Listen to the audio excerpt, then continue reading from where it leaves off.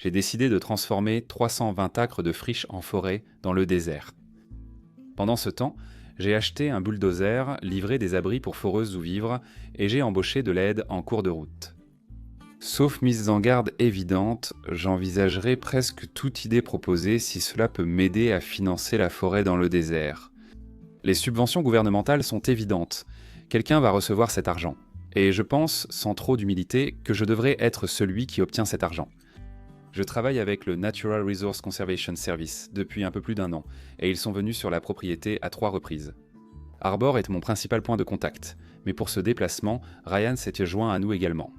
Le Natural Resources Conservation Service m'envisage pour une subvention liée à la faune afin de financer l'installation d'analogues de barrages de castors. Un analogue de barrage de castor est un barrage fabriqué par l'homme, consistant à enfoncer des poteaux pour renforcer la structure. Ensuite, on tresse des brindilles et entre les poteaux, on ajoute de la litière de feuilles, tout matériau organique et de la boue.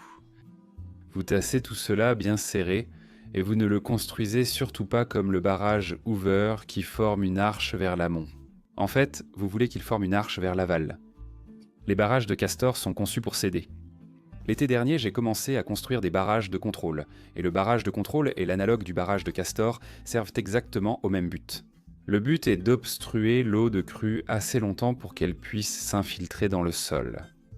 Mais la seule raison pour laquelle j'ai construit des barrages de contrôle dans le passé, c'est parce que j'ai des tonnes de pierres, alors que les analogues de barrages de castor vont nécessiter des apports extérieurs. Oui, si j'ai une ressource en abondance, ce sont les pierres. J'en ai plein. Alors utilisons cela à notre avantage. Oui, si je peux, genre... C'est ça, je veux dire. C'est toute la raison pour laquelle on l'a fait. C'est ce truc juste ici. Et quand on construit un barrage là-bas, on prend juste la roche d'ici et on la déplace exactement. Ryan nous a accompagnés car il est biologiste de la faune pour l'État. Alors que le Texas lance ses programmes d'analogues de barrages de castor, il est venu évaluer où les installer. L'espacement et tous les détails impliqués, comme le choix du type de poteau à utiliser. Un programme de subvention m'encourage à expérimenter, et Ryan a eu une excellente idée. Pour savoir comment nous pouvons potentiellement apprendre si les digues de contrôle ou les BDA sont un meilleur usage du temps et de l'argent au Ranch Dust-Ups. Non, j'y réfléchis parce qu'il y a déjà les petites structures en pierre de ce côté-là. Et tu sais, d'ailleurs, on a parlé des petits analogues de barrage de castor. Ce serait intéressant de ne pas faire les analogues de barrage de castor de ce côté-là, oui. Un peu expérimental. Ouais, j'aimerais en faire quelques-uns de ce côté-ci et puis en bas à la confluence, juste pour voir. Qu'est-ce qui a le plus compté? Quelle différence pourrait-il y avoir? Et puis, mais celui-là a aussi une route, celui-ci n'en a pas. Ouais, ouais, celui-là va être un peu plus coupé, tu sais, que celui-ci, mais je pense que ce serait intéressant, tu sais, d'en mettre 3 ou 4 ici, puis de continuer de ce côté-là, là-bas. Oui, je pense que le plus important, c'est d'essayer de déterminer l'espacement entre eux. L'espacement pourrait être déterminé par ce qu'on peut réellement, où on peut les placer en fait. Oui, c'est ce que je pensais. Idéalement, tu voudrais en mettre tous les quarts de mile, c'est ça. Ça pourrait être tous les 100 mètres. Oui, donc je ne suis pas sûre de quel serait l'espacement idéal parce que nous voulons... Je ne les ai pas encore planifiés, mais en regardant, je me dis que ce n'est peut-être pas une question de fréquence, mais plutôt d'endroit où on peut les mettre. Où vous pouvez les mettre. Oui, c'est vrai, l'accès est un énorme problème. Je vois tout le temps des commentaires de personnes qui ont regardé des vidéos YouTube parlant du succès du travail avec les castors du désert et de la restauration des zones humides et des zones riveraines. Je le savais déjà un peu, mais au lieu de moi, qui ne suis même pas un expert, je préfère simplement demander aux biologistes de la faune de l'État ce qu'il en pense. La question que je meurs d'envie de vous poser est la suivante. Ce n'était pas ça, ça ne le serait pas. C'était l'introduction parce que c'était l'introduction, car l'un des commentaires que je reçois, et je sais que les gens ne comprennent pas, donc beaucoup de spectateurs veulent vraiment voir des castors dans cette région, c'est... Ça n'arrivera pas. Et pour moi, ce n'est pas le but de réintroduire ou de faire revenir les castors. Mon objectif est d'utiliser, ou notre objectif collectivement, est d'utiliser ce que que cette structure de processus peut faire pour imiter cela. Beaucoup pensent à tort qu'il suffit d'introduire des castors dans un désert pour le réhydrater et que la magie opérera, n'est-ce pas? Nous introduisons le concept du castor. Parce que les castors sont en quelque sorte un catalyseur. Quand les castors sont présents dans une région, cela crée tellement d'opportunités pour que d'autres espèces prospèrent. Ce serait une espèce clé de voûte. Clé de voûte. Oui, c'est comme un élément essentiel de l'écosystème là-bas, parce que leur présence change complètement le paysage. Donc, La solution n'est pas d'amener des castors, mais d'être le castor. oui, exactement. Pour moi, c'est ça le but. Un avantage amusant à établir une relation avec le Natural Resource Conservation Service a été d'observer la réaction d'Arbor à chaque fois qu'elle vient sur la propriété. Elle est venue en septembre, ce qui est assez proche du pic de la saison de croissance.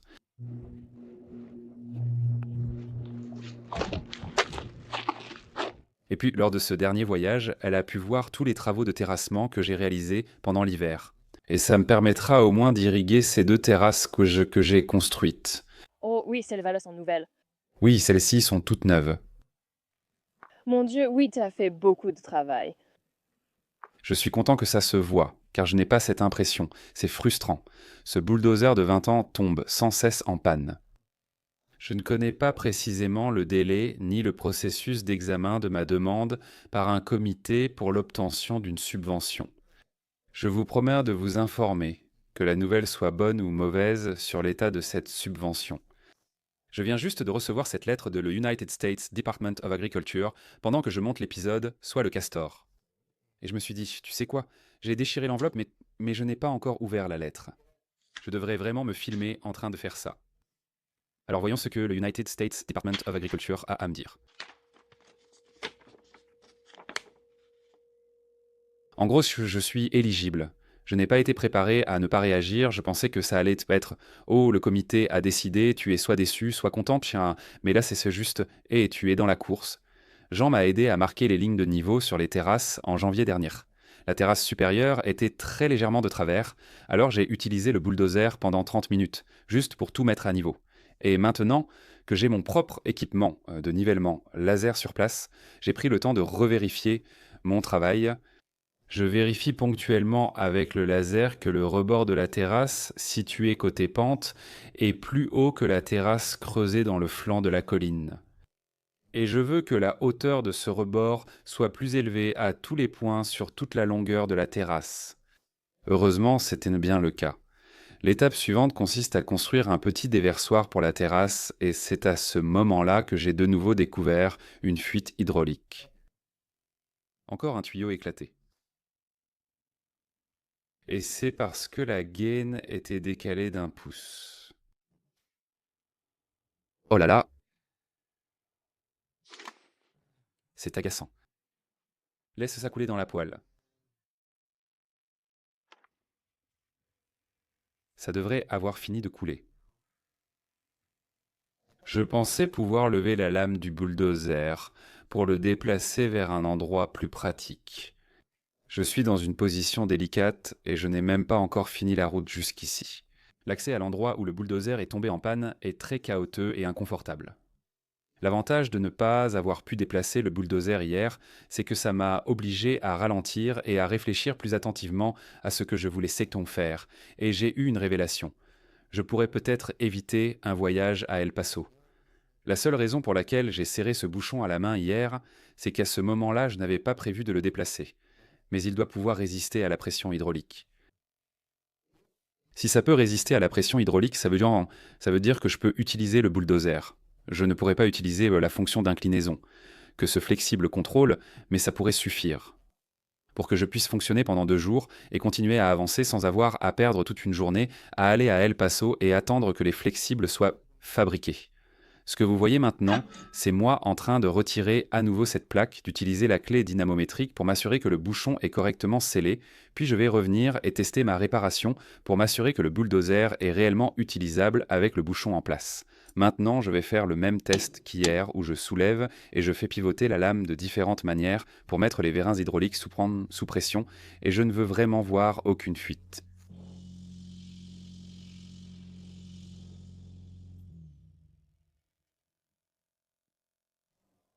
Mécanicien débutant, je doute de mon diagnostic. Lors du dernier déplacement, j'ai changé un flexible hydraulique derrière cette plaque.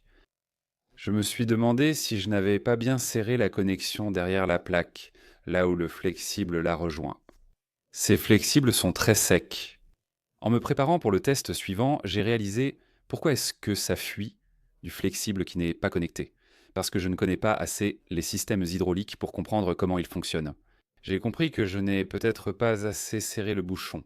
Si du liquide coule, il faut retirer le flexible et boucher l'autre côté, pas le flexible. Je vais essayer ça en premier parce que je vois le liquide qui goûte du flexible alors qu'il a été en train de se vider toute la nuit, donc ça ne devrait pas arriver. Prochaine étape, retirer ce flexible, boucher l'autre côté et ensuite on va faire le test.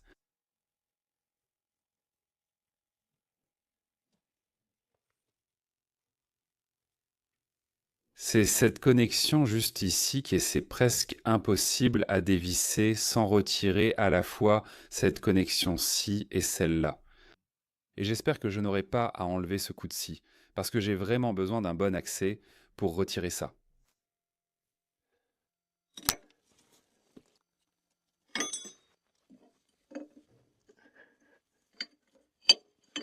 Ce petit adaptateur de clé de 15 pour cliquer est probablement l'outil le plus important que j'ai acheté au cours des 6 derniers mois.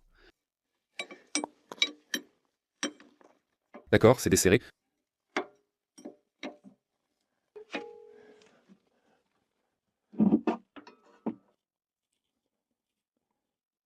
Gênant, j'ai eu une révélation, j'ai réalisé que l'accès est totalement impossible et que peut-être que tout ce bloc s'enlève, et j'ai compris que ce carter, je devrais peut-être vérifier s'il est amovible. On dirait que oui, donc je vais essayer ça.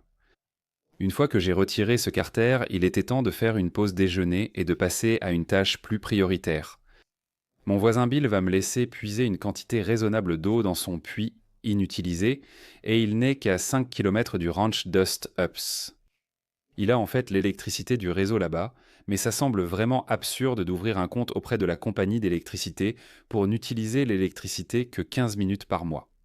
Ça paraît bien plus intelligent et bien plus pratique d'apporter simplement mon générateur solaire avec moi chaque fois que je veux puiser de l'eau du puits. Le puits a déjà une pompe au fond. Elle fonctionne en 110 volts. Avant de faire tout ce travail que vous voyez, oui, j'ai vérifié que la ligne était hors tension et que je n'allais pas m'électrocuter. Très bien, maintenant je dois juste allumer l'alimentation en courant alternatif et j'espère que le puits va démarrer. Si vous m'entendez pousser un cri, j'espère que ce sera bon signe. Il fournit énormément de puissance.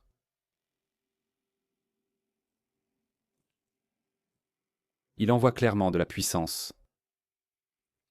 Il n'y a pas de puissance, mais ça consomme vraiment beaucoup d'énergie.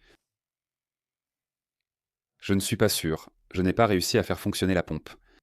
Il est probable que j'ai mal câblé quelque chose.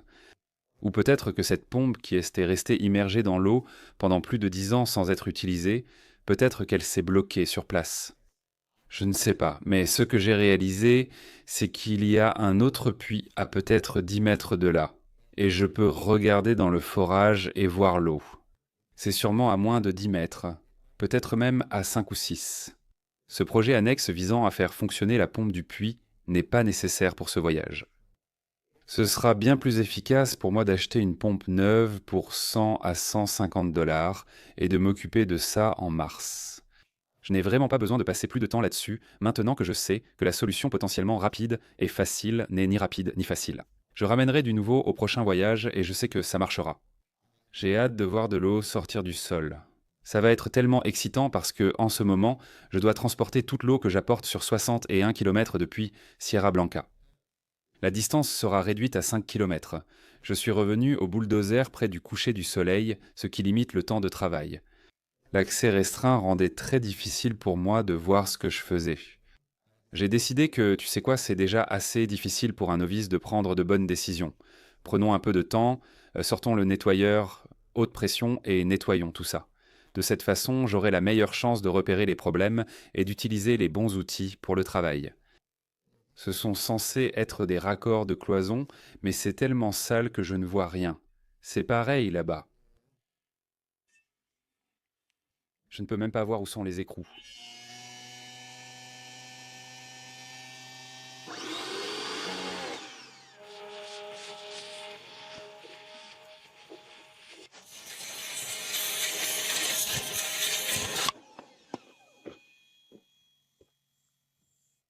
Les gars, bon, c'est le lendemain et je veux vous montrer quelque chose qui m'enthousiasme. Une clé à fourche, un 8e, une clé à pattes de corbeau, et la raison pour laquelle j'en ai besoin, c'est à cause de l'accès très restreint. Je pense que c'est littéralement le seul outil qui va me permettre d'atteindre cet écrou de cloison, et ensuite j'espère vraiment pouvoir le desserrer et continuer à retirer les tuyaux pour pouvoir reprendre la fabrication des terrasses. Ils ont vraiment tout fait pour que chaque clé gêne les autres. C'est vraiment du système D. Je n'ai rien de gentil à dire sur la personne qui a conçu ça. Je n'ai même pas besoin de ça pour aller très loin. Il y a un écrou voisin si je peux le visser de façon à ce que, si je le déplace à peu près jusque-là, ça me permettra de mettre une douille à choc dessus, ou vraiment n'importe quelle douille, puis je pourrai le percer et je n'aurai plus à continuer ces bêtises. Bon, c'est parti. Oh, merci mon Dieu, merci Seigneur. J'ai triomphé. Quel triste triomphe, mais... c'est un triomphe et je l'accepte. Oh, Dieu merci, je suis tellement heureux. C'est comme de l'extase. Je n'arrive pas à croire que ce soit enfin terminé. Au moins, j'ai fait le minimum. Maintenant... Parfois, c'est difficile pour moi de faire ces vidéos parce que ce que je vois dans mon processus de remplacement de ce tuyau hydraulique, c'est une série de tentatives de raccourcis qui au final ne m'ont pas vraiment coûté beaucoup plus de temps, mais je suppose que ça m'a donné beaucoup de faux espoirs. Faire ces vidéos m'aide à financer la création de la forêt dans le désert et m'oblige à réfléchir de façon critique à mes actions et à leurs améliorations. Je sais qu'à l'avenir, je remettrai mieux le bulldozer en marche, mais c'est un apprentissage que je fais devant la caméra, comme promis sur la chaîne. Mon ami Daniel m'a aidé à récupérer le tuyau hydraulique et d'autres qui semblaient suspects. Il les a fabriqués pour moi pendant mon absence, et maintenant je suis de retour au ranch en mars. Je suis sur le point de commencer à travailler sur 2 terrasses, et à terminer les déversoirs que j'avais essayé de faire en février, mais le tuyau éclaté m'en avait empêché. Merci de regarder.